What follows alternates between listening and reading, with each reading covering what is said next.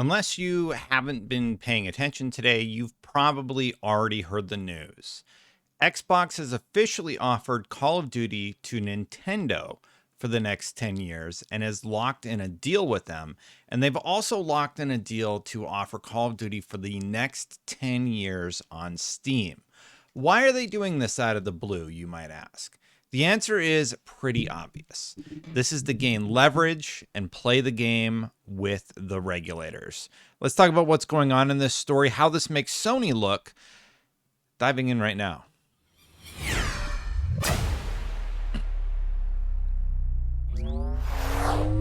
Thank you so much for watching my videos, everybody. Hit that subscribe button, hit that bell to know when my content goes live.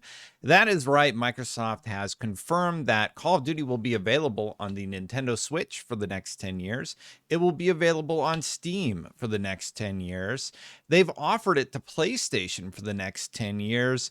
And time will tell when PlayStation responds. Let's read the official tweets here. So Phil Spencer says, Microsoft has entered into a 10-year commitment to bring Call of Duty to Nintendo following the merger of Microsoft and Activision Blizzard King. Microsoft is committed to helping bring more games to more people, however they choose to play. Now, this was something that they said early on when making the deal. They said, we want to bring it to more places, not less. Now, the reason that they're doing this is pretty obvious. They are trying to get ahead of any sort of concessions that are going to be asked of them by regulators. And also they're going to say, hey, look, we're playing nice with everybody else. This is clearly just a Sony issue. It's smart. What they're trying to do is get ahead of anything that the regulators could possibly say to block this deal that they're actually concerned about. I think the one concession they will not make is making Call of Duty available on PlayStation Plus and on Xbox Game Pass at the same time. They further clarified, here's what Phil tweeted, I am also pleased to confirm that Microsoft has committed to continue to offer Call of Duty on Steam simultaneously to Xbox after we have closed the merger with Activision Blizzard King. So 10 years on Steam, 10 years on Xbox. And where does that leave Sony? Well, in terms of the regulators, I'm sure they're still a little bit worried about Sony, but this is going to make them look very bad. Not bad, but it's going to make their argument look very weak, right?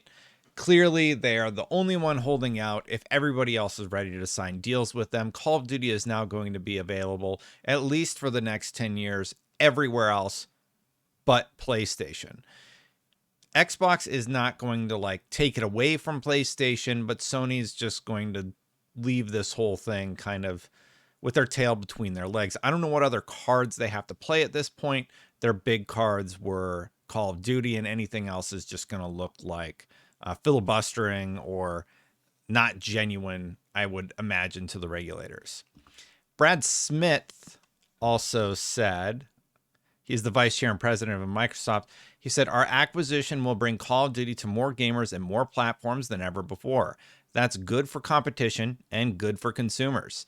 Thank you, Nintendo. Any day Sony wants to sit down and talk, we'll be happy to hammer out a 10-year deal for PlayStation as well. Now, here's the thing. PlayStation have put themselves in a position where there is no world. By the way, I didn't know Brad Smith was from Appleton, Wisconsin. I grew up near Stevens Point, Wisconsin. So, yeah, I know that area very well. Anyway, sorry, that just kind of threw me off. This has put Sony in a bit of a spot. There's no way Sony agrees to anything Xbox says. They have no benefit to doing so. They've painted themselves in a corner. If they agree to it, the deal goes through. And Sony's sort of holding where they are or coming up with any sort of other terminology that's going to make Microsoft look bad. That's their play. They gain nothing by giving in now. Microsoft's not going to take anything off the table if the deal does go through because they lose billions of dollars. There's no benefit to Sony playing the game any other way at this point. And if you want to see just how much they're going to make, I'll link to the video up here at about this point in this video. Paul Tassi from Forbes says as much. He says, Nick Slat said, Microsoft keeps putting the ball in Sony's court over the Activision deal. Of course, Sony won't negotiate. They want the deal killed. That's absolutely accurate. They won't come to the table unless it's absolutely necessary, and it's not. There's no angle where Sony coming to the table makes any sense for Sony. It just doesn't. A lot easier to defend your store commissions by lobbying regulators. And if you don't know, they actually did go to Capitol Hill and they are lobbying the FTC and regulators. And I have to make a video about what is going on with the FTC because there's some interesting stuff happening there also. Paul actually responded to Nick saying, yeah, I don't know what's motivating Sony to play ball here at all. Either Microsoft loses, which is what they want, or Microsoft wins and they still get Call of Duty on PlayStation. Anyway, since Microsoft doesn't want to lose that revenue. So Call of Duty still comes to PlayStation no matter what. So Sony can do whatever in this situation. They're still going to get Call of Duty. They have real metrics that show how much they're going to lose. They're not going to lose nearly as much as they claim to the regulators. You're telling me that all the other games on PlayStation are suddenly just going to disappear because Call of Duty is available on Game Pass? It's just not a reality. That's the picture Sony has been trying to paint for everybody, and it's just not true, and it's not going to come to fruition. Some other reactions. I just thought this one was funny. Yang Ye said, at long last, the new foes appear, and it's Ghost from Call of Duty and the Smash Brothers Challenger approaching. Splash. I really that one was pretty good. Good job, Yang Ye. I appreciate that one. And then Benji Sales also commented on this. He said, announcing these sort of things isn't really for Sony to agree to any terms at all. It's to publicly signal to regulators that Microsoft is actively making moves to be fair in business, and taking Microsoft to court or blocking the deal likely won't hold water. And that's exactly what's going to happen. Like nothing's going to happen here. Paul actually commented here. Yeah, I get that it's to make Sony look bad, but I'm not sure what you can get all the way to concerns about the deal won't hold water in court from just that, but we'll see.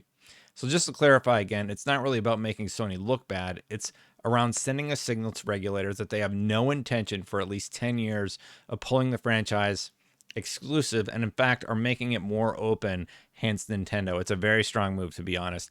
And he's right, it is a strong move. They've locked this in with Nintendo. They've locked this in with Steam. So these are competitive platforms where they're like, we're locked in everywhere else. We have an offer in writing on Sony's desk that Nintendo has agreed to, Steam has agreed to, everybody's agreed to it. Sony, sign the paperwork, and they will once the deal goes through, of course, or maybe whoop, oh, that's gone. I'm really curious what's going to happen. They're not going to pull Call of Duty off of PlayStation. They are definitely going to have Call of Duty on Game Pass. They've said that's their intention. I believe they leave Call of Duty on PlayStation. PlayStation, never again. You're never going to see, once the terms of their current agreement are up, you will never again see exclusive on PlayStation, beta, day one. That just won't happen. That's going to all be Xbox now. All those exclusive skins, all that exclusive stuff that PlayStation has been doing forever, that will be an Xbox thing. Yes, you can still play the version of Call of Duty, but Xbox is going to have all the upselling tactics available to them on their side. I can't imagine a world where Sony ever gets any sort of exclusive agreement like that again once this Activision deal goes through. Now, Brad Smith has also been talking to the FTC and talking about the FTC agreement. I'm going to be making a video about that soon, but he said basically the FTC blocking our acquisition of Activision Blizzard would make the gaming industry less competitive and gamers worse off. This deal is good for competition. I do agree. It's good for consumers and thousands of game developers. Now, I agree with a lot of those statements, but he said some other stuff that some people have pointed out, like that analogy doesn't really make sense, like when he compared it to Blockbuster. So we'll get to that in another video. At the end of this one, though, I'm going to